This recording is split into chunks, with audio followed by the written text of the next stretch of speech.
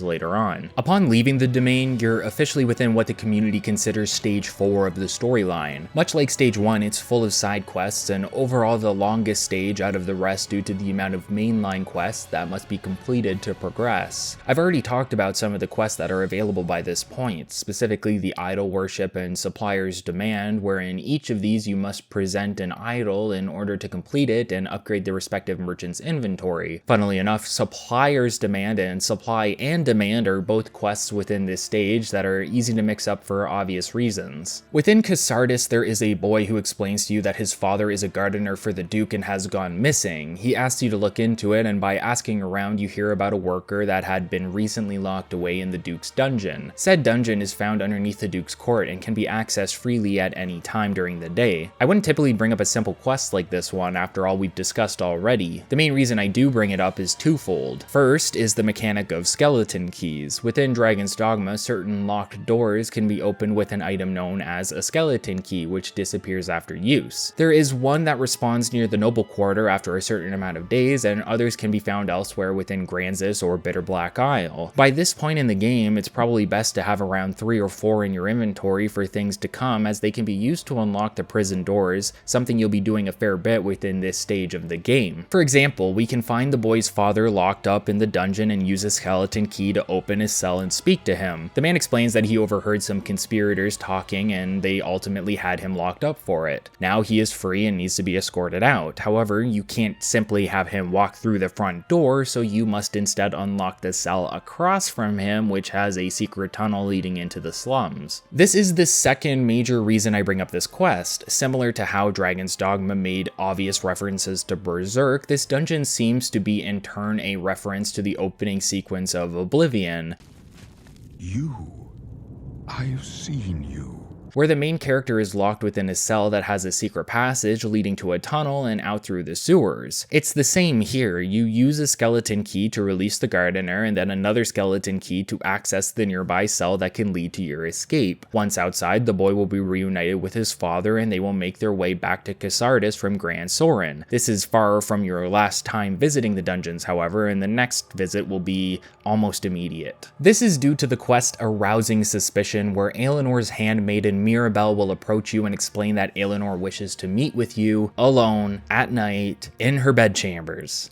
I'm sure you can see where this is going, or you can at least assume, but believe me when I say those assumptions are incredibly misplaced, as the next sequence of events is particularly chaotic. The Duke's domain is almost always accessible by this point, but attempting to explore it at night can get you caught by the guards and locked away for committing a crime. To meet Aelenor, you need to work your way around the location without running into any guards and eventually crossing a bridge to her bedchamber, which is located in its own dedicated tower. Aelenor will run to your arms, excited to see you as a romance seems to be blooming. Unfortunately, this is cut short as both Festi and the Duke approach the bedchamber, forcing Aelenor to hide you behind a nearby folding screen. As the Duke enters, there's clearly something wrong with him. He appears to be in a trance of sorts, with drool pooling and falling from his lips. Festi makes some crude comments before closing the door behind him so he can eavesdrop from the outside, but it's not intimacy that the Duke is seeking within this moment. Instead, he forces Aelenor onto her bed and begins choking her through sheer rage and guilt, shouting and apologizing to a woman named Lenore, the Duke's previous love. It's implied here that the Duke has done something to Lenore that he is racked with guilt over and has been slowly chipping away at him, finally culminating in his trance-like state while visiting Aelenor. But what happened exactly? It has to do with the dragon and the choice of the Arisen. While it's still a bit early to be discussing it, I did mention that the Arisen has the opportunity to either combat the dragon or make a deal, and said deal turns out to be the sacrifice of the Arisen's love, or something they hold that has the greatest value to them. For you, that'll be whoever has the most affection by a certain point in the game's storyline. For Duke Edmund, that was his love Lenore, who we can surmise he sacrificed in order to gain infinite life and become crowned Duke of Gransys. At this point, you have two options. You either intervene or you don't, but regardless of your decision, you're going to get caught, which seems like a bit of a missed opportunity on the developer's part. The choice of either sacrificing Aelenor for your freedom or saving her by sacrificing yourself would have had an overall larger impact on the storyline than simply having both choices converge into the same conclusion. Regardless, saving Aelenor is the only means of continuing her questline, so by making yourself known, the Duke steps back from surprise and awakens from his trance-like state. Now, confused by why you were there, Aelenor is quick to jump up and accuse you of being a pervert or brigand that broke into her bedchamber, calling in Festi to get the guards and have you sent to the dungeon for lashings.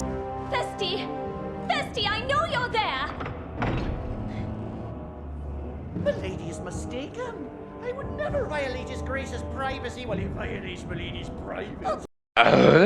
I remember reading up on this scene and seeing a lot of disdain for Aelenor overall. A lot of people seem to be under the impression that she simply betrayed you to save herself, and there is some merit to that. She did temporarily throw you under the bus, but we have to consider her motivations for doing so. Aelenor and all women of Gransys live within a hyper-patriarchal society. Men of power, and more likely men in general, do not take the plights of women as seriously as men. Mercedes, for example, is not taken seriously by Sir Julian as a soldier. Aelinor was essentially sold off as a wife to Duke Edmund. They are generally treated like objects to be used as currency for trade and relations between lords. Not only that, but this scene implies that Aelinor is in an abusive relationship, one where she could clearly fear for her life. Were Aelinor to simply explain what was going on in that moment, she would potentially be killed on the spot, if not put to death after the fact. Is that justification for betraying you? Not completely, no, but this isn't a situation where she simply leaves you for dead. The truth of it is that Aelinor does care for you, and this wasn't just some lustful encounter for her. Rather, she cries for you as you're getting lashed and risks getting caught in the process of saving you from your cell and aiding you in your escape. If it wasn't for Aelinor's actions, things could have been much worse for the both of you, and it's her actions after the fact that ultimately allow you to escape with your life and her heartfelt apology. This is a weird conclusion to the questline. Not only were you caught in Aelinor's bedchamber, but you have now also broken out of prison to